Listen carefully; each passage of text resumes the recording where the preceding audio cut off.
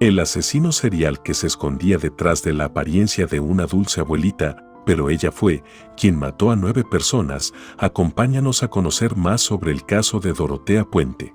Bienvenidos a Vidas Desconocidas, donde exploramos casos inquietantes, misterios que te dejarán sin aliento y secretos aterradores. Mi nombre es Paco, comencemos. ¿Quién era Dorotea Puente? Dorotea Ellen Gray nació el 9 de enero de 1929 en el estado de California, en una familia de clase trabajadora. De acuerdo a las investigaciones, se sabe que aproximadamente por el año 1938 perdería a sus padres. Así que el Estado la mandaría a un orfanato cuando ella tenía aproximadamente 9 años. Tuvo varios matrimonios. El primero fue en 1945, ella tenía 16 años, se casó con un soldado de nombre Fred McFaul, con el cual tuvo 2 hijas. La primera la mandó a vivir con unos parientes y la segunda la dio en adopción. En el año de 1948, el esposo de Dorotea la abandonó. En 1952 se casaría por segunda vez con un hombre de origen sueco, llamado Axel Johansson, con el cual tendría una relación de casi 14 años, pero esta sería una relación muy agresiva y tendría muchos problemas con su esposo, por lo que casi siempre estarían discutiendo. Durante estos años fue arrestada y condenada a prisión por regentear un burdel durante 3 meses. Al salir de prisión se dedicaría a cuidar a personas ya muy mayores y a discapacitados. Ella acudía a sus hogares, los cuidaba y les daba las medicinas a sus horas. Este trabajo lo haría por un tiempo y le iría bastante bien, pero en sus ratos libres se dedicaba a deambular por el hogar y a robar pequeñas cosas que podía después vender.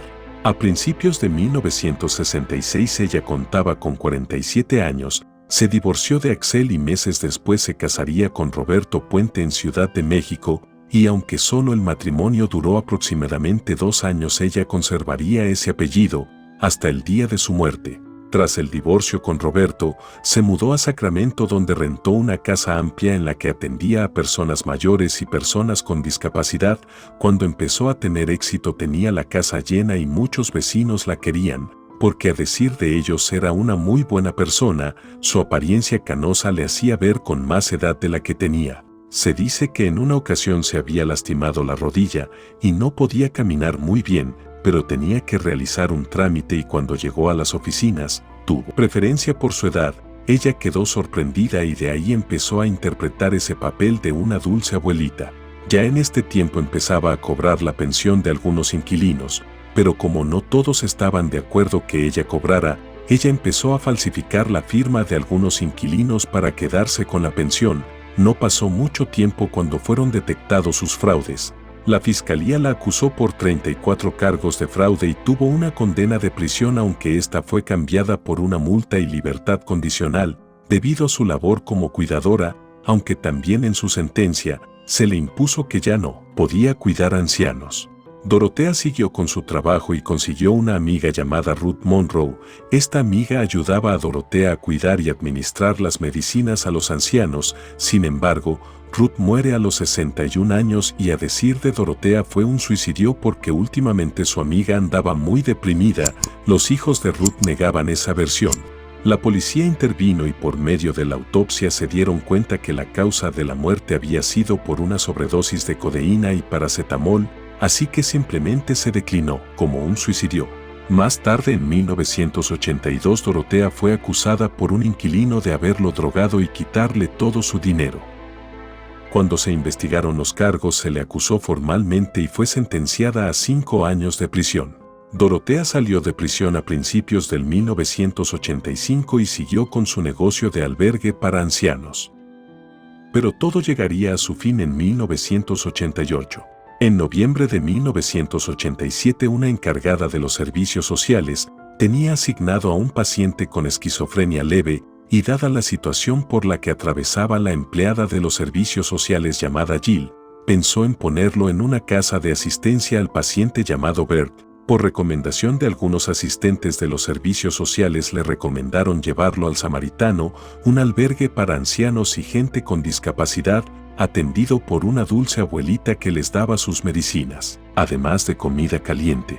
Así que Jill se dirigió a la pensión ubicada en la calle F 1426 de la ciudad de Sacramento. Todo le pareció muy bien a la agente, así que alojó ahí a Bert. Pero en octubre, en una de las visitas sorpresas de Jill, Dorotea le dijo a la encargada de los servicios sociales que Bert no estaba, que había ido a México con un amigo. A Jill no le pareció lógico, pero le dijo a Dorotea que estaba bien. Pero Jill tenía un presentimiento que no la dejaba tranquila, así que cuando pasó una semana, se volvió a presentar y Dorotea le dijo que seguía en México. Al día siguiente la agente Jill recibió una extraña llamada, donde le decía que era el amigo de Bert y que habían decidido irse del albergue para mudarse cerca de la familia de Bert. Esto saltó las alarmas de Jill, quien sabía que Bert no tenía familia. Así que acto seguido Jill fue a la comisaría a denunciar la desaparición de Bert. Cuando la policía fue al domicilio de Dorotea, la amable abuelita los atendió y los oficiales no encontraron nada raro, pero Jill sabía que no era verdad, así que insistió. Nuevamente los oficiales volvieron a la casa, pero esta vez interrogaron a los huéspedes, y todos daban la misma versión, de que Bert se había ido con su familia, pero cuando un inquilino vio que Dorotea se había alejado, le dijo al policía en voz baja: «Yo no quiero mentir». Dorotea dijo que si decíamos que había desaparecido cerrarían la casa y nosotros no tendríamos a dónde ir. Y después le dijo algo que aterró y alertó al policía: «Cada vez que alguien desaparece de esta casa, Dorotea hace un pozo en el jardín». Esto fue suficiente para que los oficiales pidieran una orden de allanamiento. Mientras los peritos y detectives tomaban muestras y fotos del lugar, donde se encontraron un gran número de medicamentos para inducir el sueño, además de pequeñas cantidades de sangre en algunas habitaciones, la dueña Dorotea los veía trabajar y les ofrecía agua o café que había preparado. Ella se tomaba tranquilamente un té. Fue entonces cuando un agente, buscando en el jardín, encontró algo extraño que le llamó la atención. Cuando empezó a escarbar en el jardín, vio algo como una bota. Al momento de jalar, vio que estaba junto con el pie de alguien, así que el policía puso a todos en alerta. Y cuando fueron a buscar a Dorotea a la cocina, ya no la encontraron. A decir de otro policía, dijo que había salido porque tenía que hacer unas compras. La dulce abuelita se había escapado en sus narices. Ella hasta ese momento no era sospechosa de nada, ni tenía orden de arresto, así que nadie la detuvo. La policía siguió excavando en el jardín y en toda la propiedad. Encontraron 7 cuerpos, entre ellos el cuerpo de Bert. Dorotea huyó a la ciudad de Los Ángeles, California, donde fue detenida y puesta a disposición de las autoridades. Las víctimas fueron identificadas y todas ellas eran inquilinos de Dorotea. Más tarde se le relacionó con 2 crímenes antiguos. Los hijos de Ruth la denunciaron, pues ellos siempre habían sospechado de Dorotea, además de que al momento de la muerte de su madre Ruth, las cuentas de banco estaban vacías y sus joyas nunca aparecieron. Entonces la policía agregó otra muerte al registro de Dorotea. Ya para ese entonces acumulaba 8 muertes.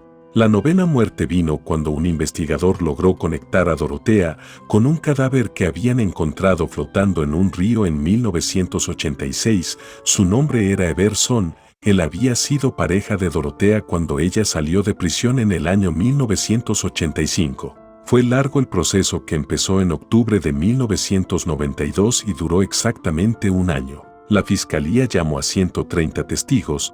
También sostuvo que su modo de operar era darles pastillas de dormir y luego ponerle una almohada en la cara hasta que estos dejaban de respirar y perdían así la vida. Durante todo este tiempo Dorotea Puente mantuvo vivo su papel de ancianita frágil y débil, una abuelita incapaz de matar a nadie, pero esto no le valió, ya que el jurado la halló culpable de homicidio. El juez le dictó una sentencia de 3 cadenas perpetuas, sin posibilidad de libertad condicional, y la dulce y bondadosa abuelita, que para ese entonces ya era una asesina serial, fue llevada a la Central de Mujeres de California. Dorotea murió el 27 de marzo del 2011, a los 87 años, pero mientras estuvo en prisión escribió un libro con sus recetas y otro con sus memorias. Además otorgó varias entrevistas donde siempre sostuvo su inocencia. La casa, marcada con el número 1426 de la calle F, de la ciudad de Sacramento, California, se le conoce como la Casa de la Muerte y hoy en día es una casa abierta al público como atractivo turístico. Coméntanos qué opinas de este caso. Deja un comentario. Te invito a suscribirte al canal y dejarnos un like. Nos vemos en un próximo caso de vidas desconocidas. Gracias por tu apoyo.